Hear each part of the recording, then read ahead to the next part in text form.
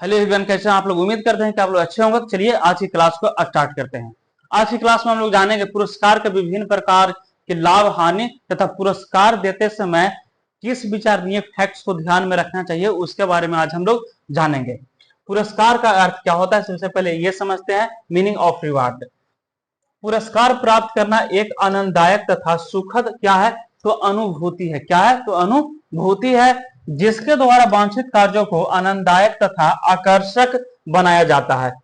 पुरस्कार प्राप्त करने पर व्यक्ति आनंद की क्या करता है, तो अनुभूति करता है। उसे आनंद की अनुभूति होता है तथा इस आनंद से अभिप्रेरित होकर इसी प्रकार के व्यवहार को बार बार वह करना चाहता है। स्पष्ट है कि पुरस्कार का उद्देश्य व्यक्ति को सुखद तथा आनंददायक परिस्थिति में रखता है, जिससे व्यक्ति वांछित व्यवहारों को करके पुरस्कार प्राप्त करने की आनंददायक भावना को बार बार वह महसूस करना चाहता है।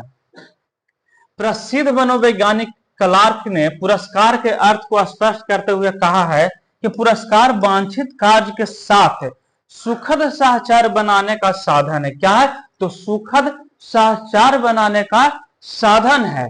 रायबर्न के अनुसार, वही रायबर्न ने कहा है कि पुरस्कार व्यक्ति में अच्छा कार्य करने की भावना को क्या करता है, तो जागृत करता है। किसी को देखे हैं जब खराब काम करता है तो उसे पुरस्कार नहीं बल्कि क्या दिया जाता है, तो दंड दिया जाता है।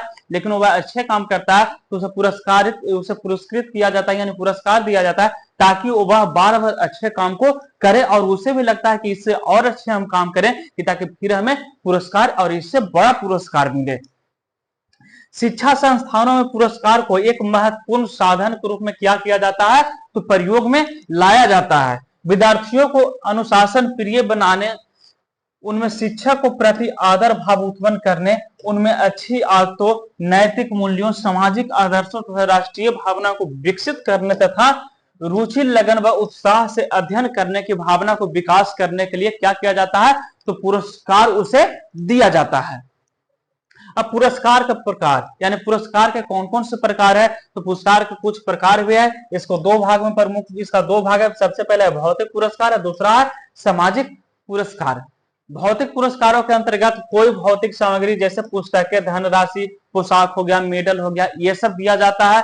जबकि सामाजिक पुरस्कारों के अंतर्गत सामाजिक स्वीकृति जैसे पदोन्नति, प्रशंसा, सम्मान सूचक, प्रमाण पत्र, उपाधि, ये सब उपलब्ध उसे कराए जाते हैं। पुरस्कारों को मूर्त पुरस्कार तथा अमूर्त पुरस्कार में भी इसे विभाजित किया जा सकता है। मूर्त पुरस्कार में प्रगति पत्र, पुस्तक, छात्रवृत्ति, मेडल, कप, शील्ड, सम्मानित पद, मोबाइल, लैपटॉप, साइकिल, ये सब आदि हो जाएगा, स्कूटी हो जाएगा। अमूर्त पुरस्कारों में प्रशंसा तथा कृपा दृष्टि आदि तो सम्मिलित किया जाता है। प्रायः देखा गया है कि मूर्त पुरस्कारों की अपेक्षा अमूर्त पुरस्कार विद्यार्थियों पर अधिक प्रभाव डालता है। छात्रों की प्रशंसा, आत्मसंतोष, आत्मविश्वास तथा मनोबल की अमूर्त पुरस्कार बढ़ाते हैं, जिससे उन्हें कार्य करने की क्या मिलती है, तो प्रेरणा मिलती है। पुरस्कारों को व्यक्तिगत पुरस्कार तथा सामूहिक पुरस्कार के रूप में क्या किया जाता है, तो डिवाइड किया जा सकता है। व्यक्तिगत पुरस्कार किसी एक छात्र को दिया जाता है, जबकि जो सामूहिक पुरस्कार होता है वह किसी समूह या फिर किसी टोली को दिया जाता है। कक्षागत परिस्थितियों सामूहिक पुरस्कार की महत्वपूर्ण भूमिका हो सकती है। अब पुरस्कार के लाभ के बारे में जान जाते हैं कि इसके एडवांटेज ऑफ रिवार्ड, यानी इसके लाभ कौन कौन से हैं, उसके बारे में भी थोड़ा सा एक नजर डाल लेते हैं। तो इसका लाभ क्या क्या है, तो पुरस्कार एक ऐसा प्रेरक है, क्या है, तो एक ऐसा मोटिवेशन है, प्रेरक है, जो विद्यार्थियों के व्यवहार तथा आचरण पर क्या करता है, तो नियंत्रित रख सकता है। पुरस्कार विद्यार्थियों में स्वस्थ प्रतियोगिता की भावना, आत्मगौरव, मर्यादा, आत्मसम्मान, प्रतिष्ठा आदि का विकास करता है।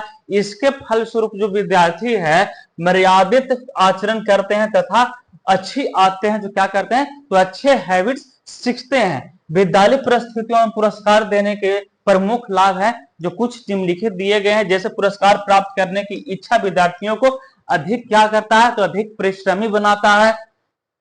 रुचि और उत्साह से अध्ययन करने के लिए क्या करता है, तो प्रेरित करता है, यानी मोटिवेट करता है। पुरस्कार प्राप्ति की इच्छा विद्यार्थियों को अपने व्यवहार तथा आचरण को क्या करता है, तो नियंत्रित करने तथा आदर्श की उन्मुख करने के लिए क्या करता है, तो प्रेरित करती है। पुरस्कार की व्यवस्था विद्यार्थियों में अधिक परिश्रम की स्वस्थ प्रतियोगिता की भावना को क्या करती है, तो विकसित करती है। उसके बाद पुरस्कार की ललक विद्यार्थियों को संपूर्ण शिक्षण सत्र में सतत क्रियाशील तथा उद्देश्य केंद्रित क्या करती है, तो बनाए रखती है। पुरस्कार का मिलना व्यक्ति के लिए एक आनंददायक अनुभूति होती है। क्या होती है, एक आनंददायक अनुभूति होती है जो शिक्षा के उद्देश्य की प्राप्ति में सहायक होती है। उसके बाद हो गया पुरस्कार छात्रों को आत्मविश्वास, आत्मसम्मान तथा आत्म गौरव की भावना को क्या करता है, तो विकास करने में सहायता करता है या फिर सहायक रहता है। पुरस्कार अभिभावकों को अपने पालियों की पढ़ाई के प्रति जागरूक रखने के लिए तथा शिक्षकों को शिक्षण अधिगम कार्य को अधिक लगन व परिश्रम से करने के लिए क्या करती है, तो प्रेरित करती है। उसके बाद पुरस्कार से कुछ हानि भी है, डिसएडवांटेज ऑफ रिवार्ड्स, यानी इससे क्या क्या हानियां, तो वो भी थोड़ा सा समझ लेते हैं। तो पुरस्कार शैक्षिक परिस्थितियों में देने के लिए अनेक लाभ है, लेकिन यदि पुरस्कार देने में सावधानी नहीं रखी जाती है तो इससे बहुत से हानि भी देखने को मिलती है। जो कि आपका पुरस्कार केवल योग्य विद्यार्थियों को प्रेरित करते हैं, जबकि अत्यंत निम्न स्तरीय जो विद्यार्थी होते हैं इससे क्या करते हैं, तो इससे निराशा की उसमें भावना उत्पन्न हो जाती है। उसके बाद निष्पक्ष ढंग से पुरस्कार को न देने से विद्यार्थी के मन में क्या होता है, तो ईर्ष्या उत्पन्न हो जाती है। जैसे चुनिंदा बालकों को देने से या फिर जो मनपसंद जो बालक होते हैं जिसको बोला जाता है देहात में मुंह देखली काम, उस तरह से करने से क्या होता है, तो विद्यार्थियों में ईर्ष्या की भावना उत्पन्न हो जाती है, द्वेष की भावना उत्पन्न हो जाती है, हानिकारक प्रतिद्वंदी आदि का क्या हो जाता है, तो भावना उसमें उत्पन्न हो जाती है। विद्यार्थी पुरस्कार के लिए अवांछित तथा अनुचित साधनों का उपयोग करने की क्या करता है, तो चेष्टा भी करना स्टार्ट कर देता है कि ताकि ये जो पुरस्कार इस बार जो मिलने वाला है, जो हमें को मिले, जो इसका जो प्रतिद्वंदी है उसे नहीं मिले, इस हद तक वह गिर सकता है।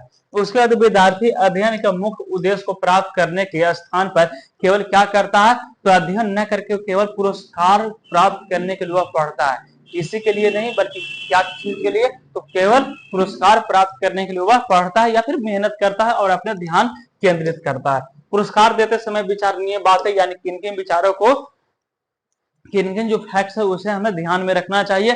तो सबसे पहला आपका हो जाएगा पुरस्कार समाज, विद्यालय या कक्षा हित के लिए किए गए अच्छे व सराहनीय कार्यों के लिए देना जाना चाहिए, और हर बार जो है वह पुरस्कार का भी यूज नहीं करना चाहिए। साधारण कार्य के लिए पुरस्कार देना उचित नहीं है, उसे शाबाशी दे दे यही बहुत है। यानी परिश्रम, तत्परता, विशिष्ट योग्यता व सहयोग की भावना से किए गए रचनात्मक कार्यों के लिए पुरस्कार देने चाहिए। पुरस्कार इस प्रकार दिया जाना चाहिए कि अन्य विद्यार्थियों में ईर्ष्या, द्वेष की भावना उसमें उत्पन्न नहीं हो। किसी विषय विशेष में कामचोर विद्यार्थी को उस विषय के अध्ययन के लिए प्रोत्साहित करने के लिए उसकी प्रशंसा करके पुरस्कार दे देना चाहिए, क्योंकि इससे क्या होता है, इससे उसमें पढ़ने की इच्छा होता है, वह पढ़ने की इच्छा जागृत हो जाता है, यानी स्टडी की ओर अग्रसरित करता है। मूर्त पुरस्कारों की अपेक्षा अमूर्त पुरस्कारों को अधिक मात्रा में दिया जाना क्या होता है, तो उचित होता है। जैसे किसी बच्चे को जब प्रशंसा करेगा तो वह ज्यादा, जैसे कोई कमजोर भी बच्चा होता है उसे पीठ अगर जो थपाइएगा, कहिए कि नहीं,